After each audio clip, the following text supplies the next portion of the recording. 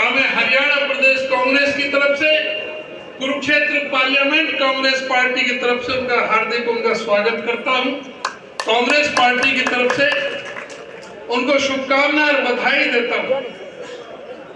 और आज का ये सम्मेलन जो पार्टी का जो हो रहा है, कल इतना दी और जो इतना अभूतपूर्व जो प्रदर्शन आपने कहा, सिर्फ टेलीफोन पर जिस तरह से आप लोग यहाँ पर उपस्थित हुए हैं, ये इस बात का प्रतीक है कि कुरुक्षेत्र लोकसभा इंडिया गठबंधन भारी बहुमत से जीतने जा रहा है।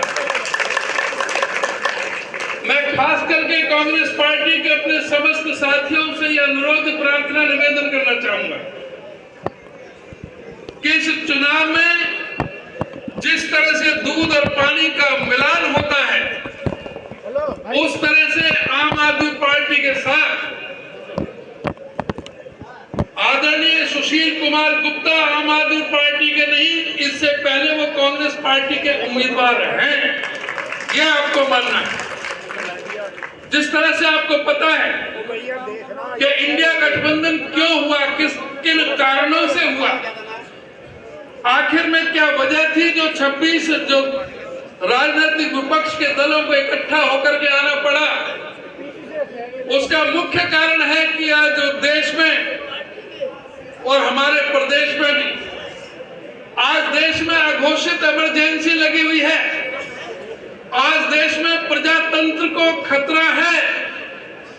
बाबा साहब डॉक्टर भीमराव अंबेडकर जी ने जो संविधान बनाया था, जिस संविधान की सुरक्षा के लिए जो एजेंसियां खड़ी की गई थी, चाहे वो सीबीआई है, चाहे वो ईडी है, चाहे इलेक्शन कमीशन है, चाहे जुडिशरी है, चाहे सीबीसी है, आज सभी जो गवर्नमेंट की जो एजेंसी थी, उन सब की आज क्रेडिबिलिटी पर प्रश्न चिन्ह लगा हुआ है।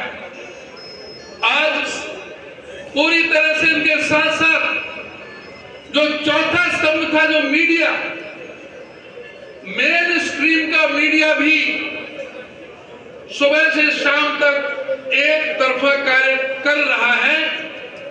उन सारी परिस्थितियों को देखते हुए इस देश में लोकतंत्र को बचाने की लड़ाई लड़ने के लिए,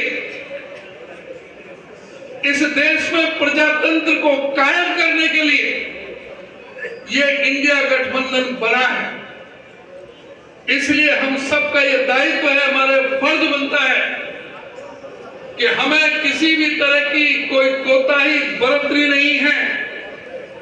राहुल गांधी जी की जो न्याय यात्रा चल रही है 5 उद्देश्यों को लेकर के, सबसे पहले किसान की, श्रमिक की, मजदूर की, नारी के लिए, अनुसूचित जाति और आदिवासियों के लिए और सत्ता में भागीदारी के लिए। समय कम है, विस्तार से फिर बताएंगे।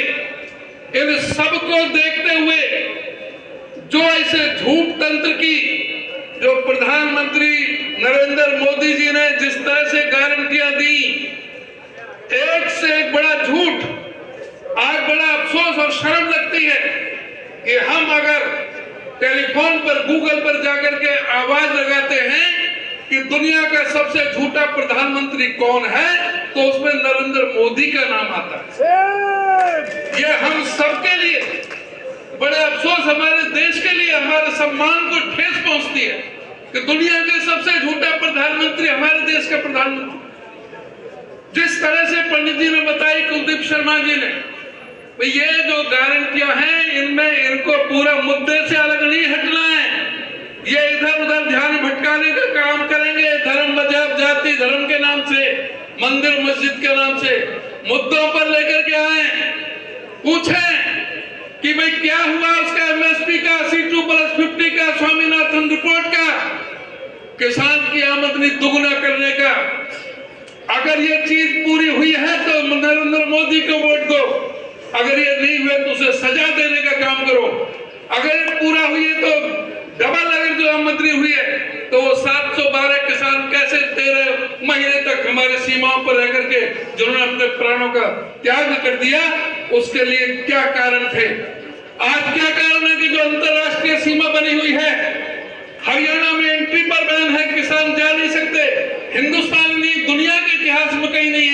कि हमारे इस देश में प्रजातंत्र है, लोकतंत्र है, यहाँ पर सबको अधिकार है, समान अधिकार है कि वो अपनी बात को रख सकता है, अपनी बात को शांतिपूर्वक ढंग से अपना धरना प्रदर्शन कर सकता है, अपनी बातों के लिए जो भी मतभेद उनको रख सकता है, अपनी मांगों को रख सकता है। लेकिन इस सरकार ने आज तक कभी नहीं देखा कि किसानों के लिए जो उनको चाहिए था उनको स्थान उपलब्ध कराना, चाहिए था उनकी समस्याओं का निदान करना, उनके लिए जिस तरह से किस तरह से लोहे की कीलें ठोक दी गई, किस तरह से सीमेंट की दीवारें खड़ी कर दी गई, किस तरह से उनके ऊपर ड्रोनों से बम बरसाए गए, किस तरह से लोगों को पैलेट गनों से छलनी कर दिया, किसान की मौत तक भी उसमें हो गई।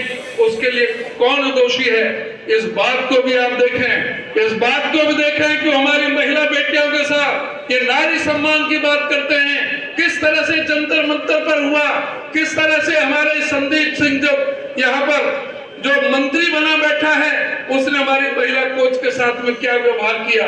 नारी के साथ में जिस तरह से ये सरकार व्यवहार कर रही है, किसान के साथ जिस तरह से व्यवहार कर रही है, मजदूर और शेड्यूल कास्ट और ट्राइब के लिए जिस तरह से व्यवहार कर रही है, आज संविधान को खतरा है, आज आरक्षण को खतरा है, आज प्रजातंत्र को खतरा है। इस खतरे से निपटने के लिए आज आप सबको उठ खड़ा होना है, आपको लड़ना है और जीत कर दिखाना है। यहाँ से